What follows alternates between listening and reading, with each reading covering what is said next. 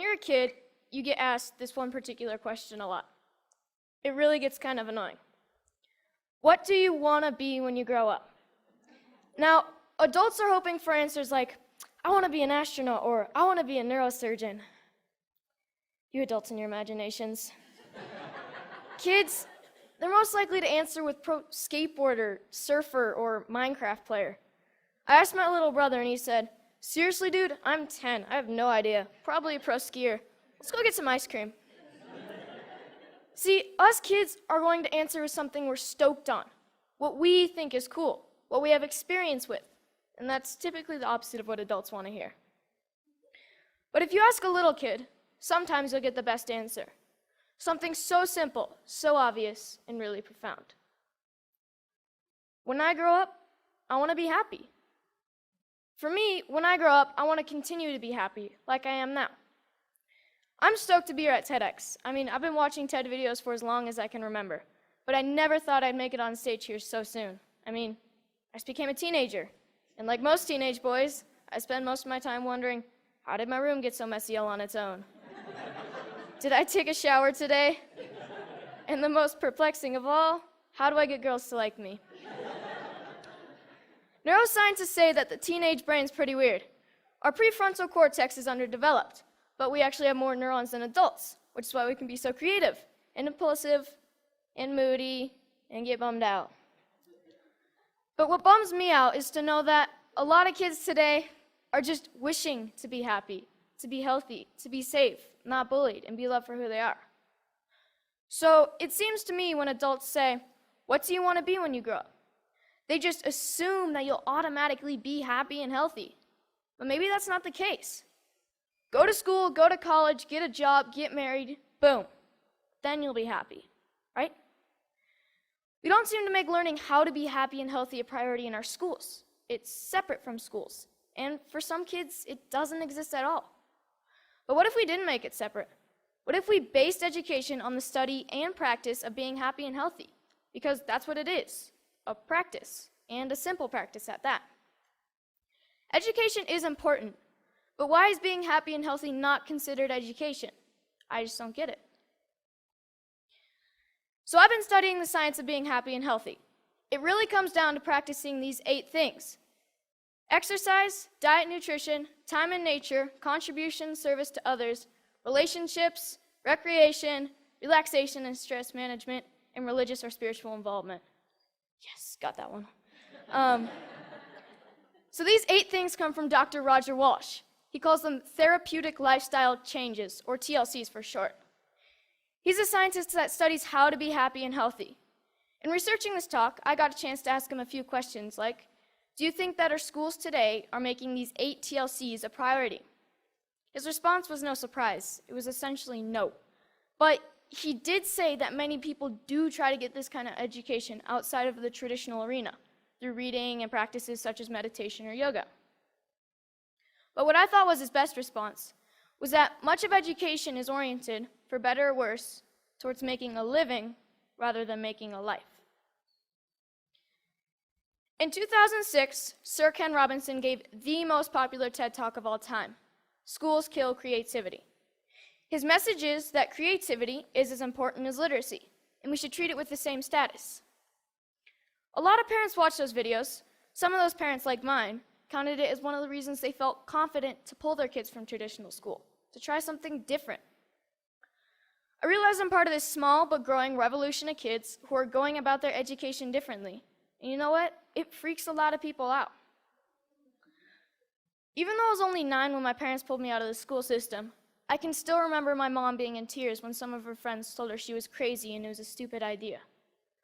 Looking back, I'm thankful she didn't cave to peer pressure, and I think she is too. So out of the 200 million people that have watched Sir Ken Robinson's talk, why aren't there more kids like me out there? Shane McConkey is my hero. I loved him because he was the world's best skier. But then one day I realized what I really loved about Shane.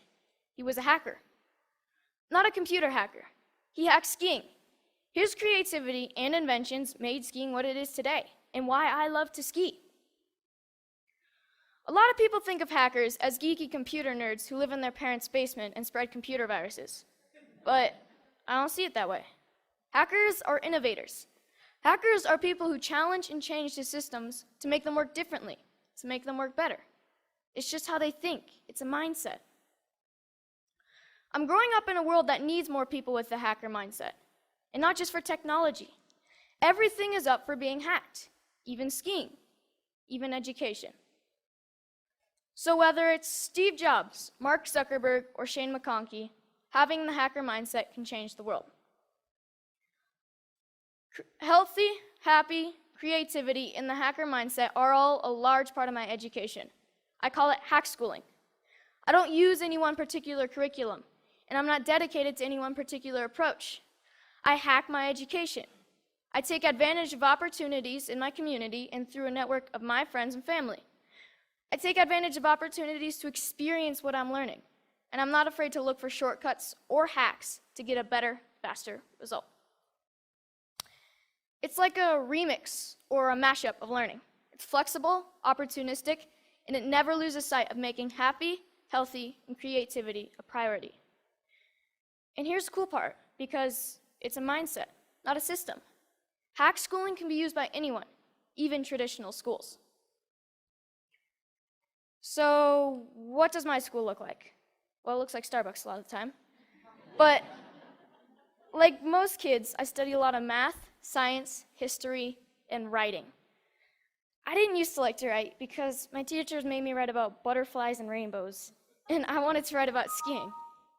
It was a relief when my good friend's mom started the Squaw Valley Kids Institute, where I got to write through my experiences and my interests, while connecting with great speakers from around the nation, and that sparked my love of writing. I realized that once you're motivated to learn something, you can get a lot done in a short amount of time, and on your own. Starbucks is pretty great for that. Hacking physics was fun. We learned all about Newton and Galileo, and we experienced some basic physics concepts like kinetic energy through experimenting and making mistakes. My favorite was the giant Newton's cradle that we made out of bowling balls, I think. No, bocce balls. We experimented with a lot of other things like bowling balls and even giant jawbreakers. Project Discovery's ropes course is awesome and slightly stressful. When you're 60 feet off the ground, you have to learn how to handle your fears, communicate clearly, and most importantly, trust each other. Community organizations play a big part in my education. At High Fives Foundation's Basics program, being aware and safe in critical situations, we spent a day with the Squaw Valley Ski Patrol to learn more about mountain safety. Then the next day, we switched to science of snow, weather, and avalanches. But most importantly, we learned that making bad decisions puts you and your friends at risk. Young Chautauqua brings history to life. You study a famous character in history until you can stand on stage and perform as that character and answer any question about their lifetime. In this photo, you see Al Capone and Bob Marley getting grilled with questions at the historical Piper's Opera House in Virginia City, the same stage where Harry Houdini got his start.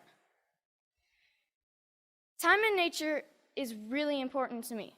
It's calm, quiet, and I get to just log out of reality. I spend 1 day a week outside all day.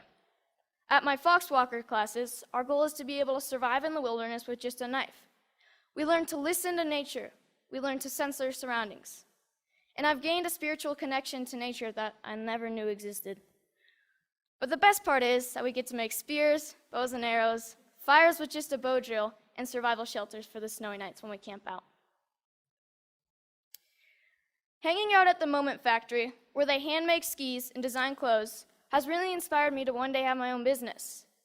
The guys at the factory have showed me why I need to be good at math, be creative, and get good at sewing. So I got an internship at Big Truck Brand to get better at design and sewing.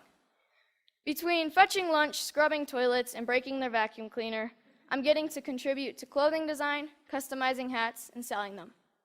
The people who work there are happy, healthy, creative, and stoked to be doing what they're doing. This is by far my favorite class. So this is where I'm really happy, powder days. And it's a good metaphor for my life. my education, my hack schooling. If everyone skied this mountain, like most people think of education, everyone would be skiing the same line, probably the safest, and most of the powder would go untouched. I look at this and see 1,000 possibilities. Dropping the cornice, shredding the spine, looking for a tranny from cliff to cliff. Skiing to me is freedom, and so is my education. It's about being creative, doing things differently. It's about community and helping each other. It's about being happy and healthy among my very best friends. So I'm starting to think I know what I might want to do when I grow up. But if you ask me, what do I want to be when I grow up? I'll always know that I want to be happy. Thank you.